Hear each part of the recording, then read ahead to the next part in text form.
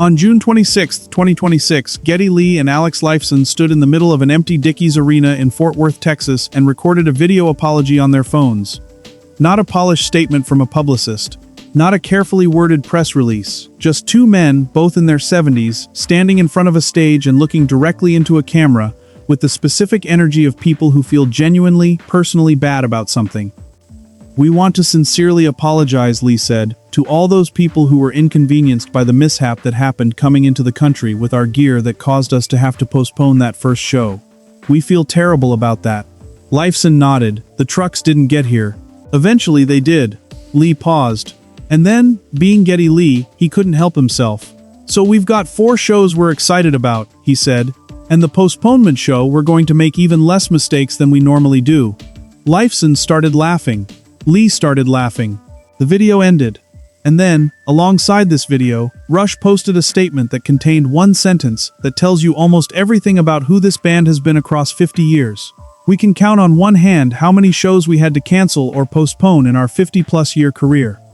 50 years, one hand. That sentence is not a boast, it is a fact. And the story behind it is one of the most remarkable records in the history of live rock music. To understand what "we can count on one hand" actually means, you have to understand what Rush put into the road in their early years. Rush was formed in 1968 in the Willowdale neighborhood of Toronto. They were a bar band, then a club band, then a touring band, building a reputation one sweaty, underpaid gig at a time. By the time Peart joined in 1974, replacing original drummer John Rutsey, the machine was already in motion, and it was about to accelerate dramatically.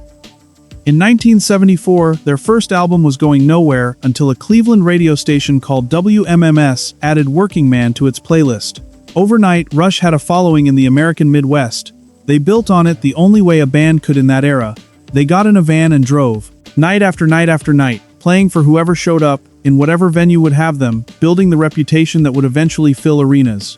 By 1976, Rush was no longer a club band. They were a concert band with a growing fan base and a work ethic that was genuinely staggering.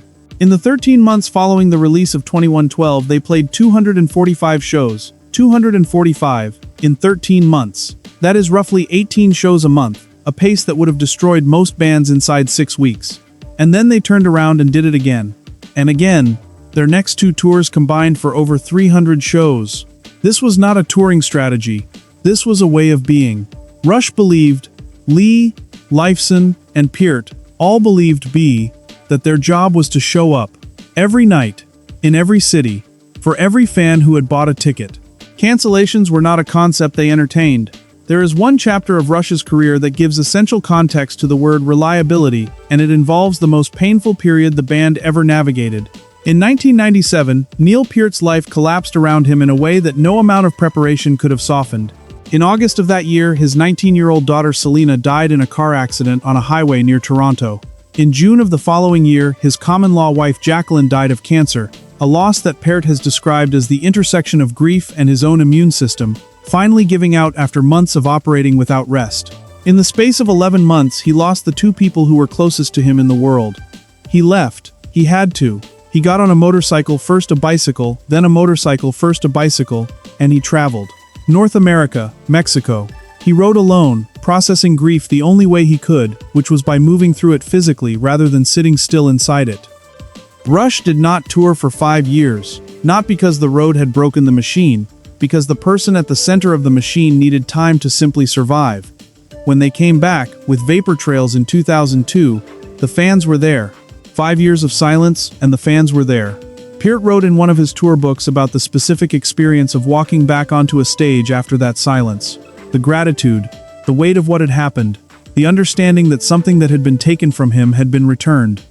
The band made a decision during that comeback that speaks to Peart's particular character. He would not do press interviews or meet-and-greet sessions on the tour, not because he was being difficult, because exposing him to an extended stream of questions about the worst years of his life, night after night, was something his bandmates simply refused to require of him.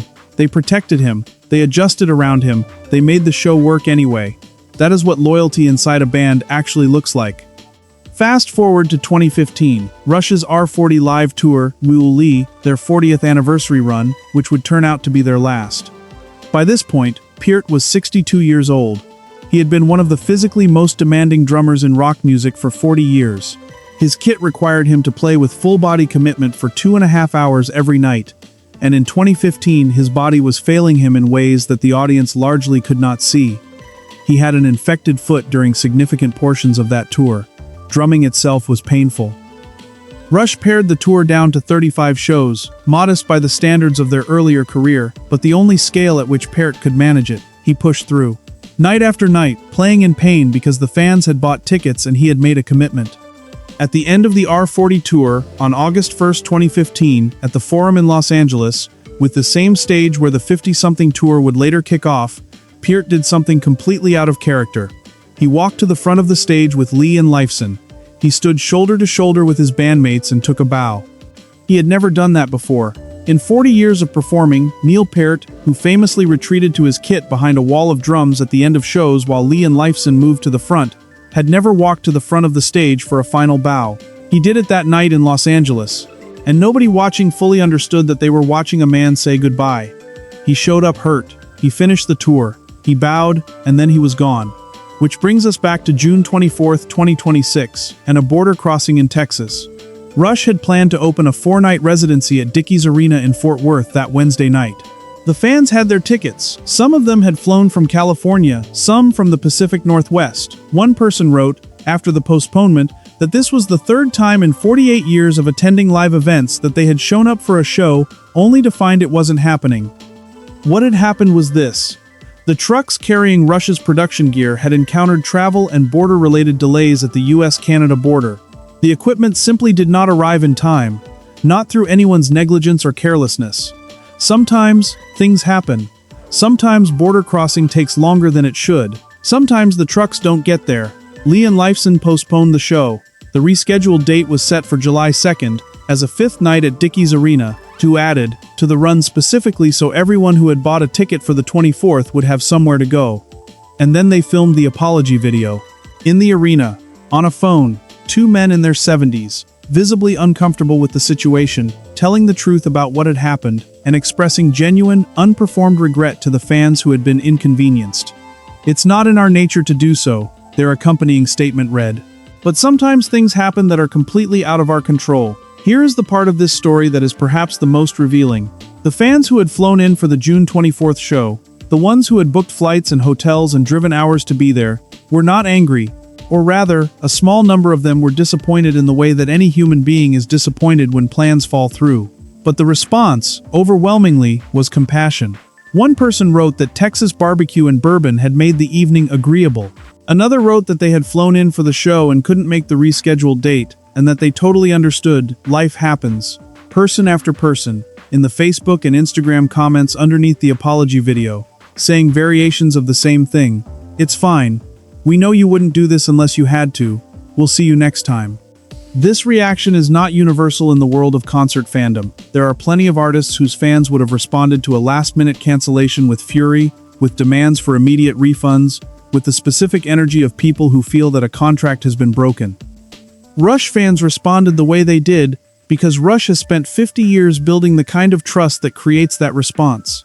The band has shown up, consistently, reliably, night after night, through grief and injury and physical exhaustion and 5 years of silence and an 11-year absence and one truck that got stuck at a border. They have shown up, and when they couldn't, they apologized in person, on camera, with genuine warmth and a Geddy Lee joke that made everyone laugh.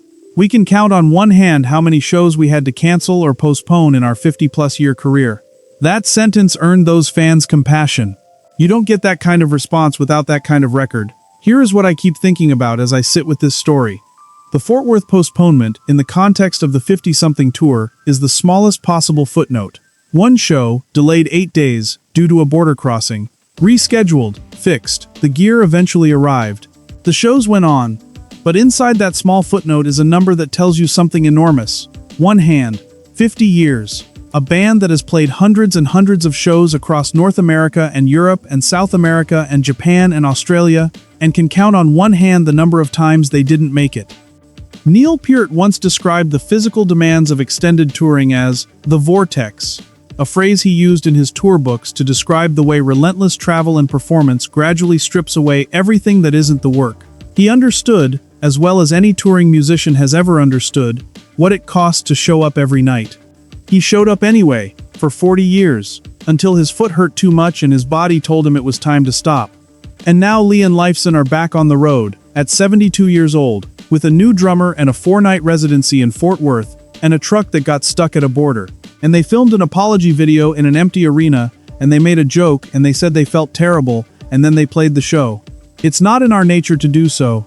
Cancel, postpone, disappoint. After 50 years, that is still true. Get back home, guys. The fans will be there.